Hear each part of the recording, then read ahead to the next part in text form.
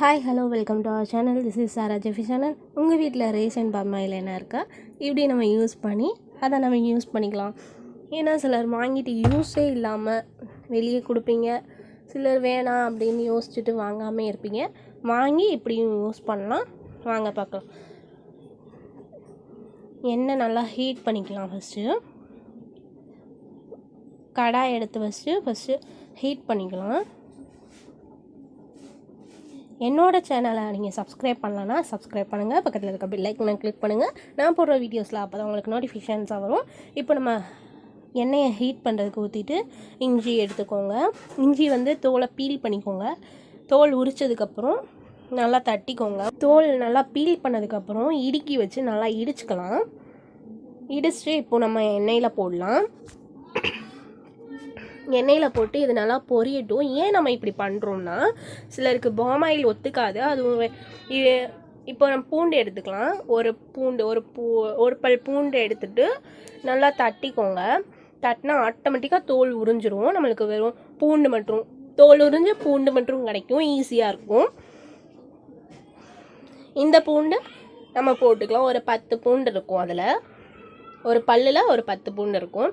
ஏன் நம்ம இப்படிலாம் பண்ணுறோம்னா, சிலருக்கு கால் வலி இல்லை சைடு எஃபெக்ட்ஸ் நிறையா இருக்கும். அசிடிட்டி அது மாதிரி நிறையா இருக்கும். நம்ம இப்படி முறித்து எண்ணெயை வச்சுக்கிட்டோன்னா ரொம்ப யூஸ்ஃபுல்லாக இருக்கும். எதுக்கு வேணாலும் நம்ம யூஸ் பண்ணிக்கலாம். ஸோ நம்ம ஹெல்த்தியாக இருக்கலாம். அதுக்காக தான் உணவே மருந்து, மருந்தே உணவுன்னு முன்னோர்கள் சொல்லியிருக்காங்கல்ல. ஸோ நம்ம இதை யூஸ் பண்ணிக்கலாம். இப்போ நம்ம புளி எடுத்துக்கலாம். புளி எடுத்து நல்லா சப்பாத்திக்கெலாம் மாவு எப்படி தப்பையாக போடுவோம் அது மாதிரி போட்டுட்டு அதுக்குள்ளே கொஞ்சம் உப்பு எடுத்து வச்சுக்கோங்க. ஒரு கொஞ்சம் உப்பு எடுத்து வச்சுட்டு அதை ஒரு பால் மாதிரி பிடிச்சிக்கலாம். பால் மாதிரி நல்லா பண்ணிக்கிட்டோன்னா இதையும் நம்ம போடுறோம். எண்ணெயில் போடுறப்போ உப்பு வெளியே வரக்கூடாது. அதனால நல்லா புளியில் வச்சு உப்பு போட்டுக்கோங்க. ஏன்னா உப்பு நம்மளுக்கு எண்ணெயில் மிக்ஸ் ஆகக்கூடாது. ஆனால் முறிக்கிறதுக்கு யூஸ்ஃபுல்லாக இருக்கும். அதனால தான் இப்போ நம்ம இதையும் போட்டுடலாம்.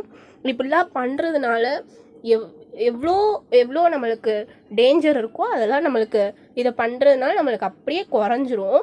சிலர் வேறு வழியே இருக்காது. சிலர் அர்ஜெண்ட்டாக யூஸ் பண்ணணும்னு நினப்பாங்க.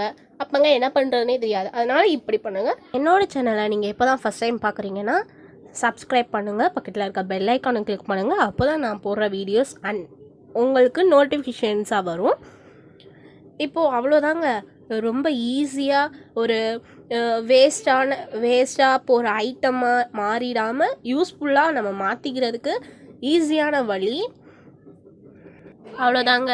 இப்போ நம்ம இஞ்சி, பூண்டு, புளி, இப்போ புளி அந்த கருப்பாயிருச்சு பார்த்தீங்களா, பிளாக் கலரில். நம்ம புளி எப்போயுமே ப்ரௌன் கலரில் தான் இருக்கும். இப்போ புளி நம்ம பிளாக் கலரில் மாறிடுச்சு. இஞ்சி, பூண்டு எல்லாமே ப்ரௌன் கலர், கோல்டன் ப்ரௌன் அது மாதிரி மாறிடுச்சு. இப்போ நம்ம அதை எடுத்து போட்டுடலாம்.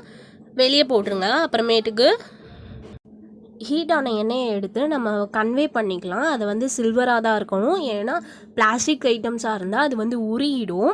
இப்போ நம்ம இது மூலியமாக கன்வே பண்ணி வச்சுக்கிட்டோன்னா ரொம்ப யூஸ்ஃபுல்லாக இருக்கும். இந்த வீடியோ உங்களுக்கு பிடிச்சிருந்துச்சுன்னா லைக் பண்ணுங்கள், ஷேர் பண்ணுங்கள், மறக்காம சப்ஸ்கிரைப் பண்ணுங்கள். பக்கத்தில் இருக்க பெல் ஐக்கானை கிளிக் பண்ணுங்கள். ஏதும் டவுட்ஸ்னால் கமெண்ட் பண்ணுங்கள். I will reply for you. Thanks for வாட்சிங்.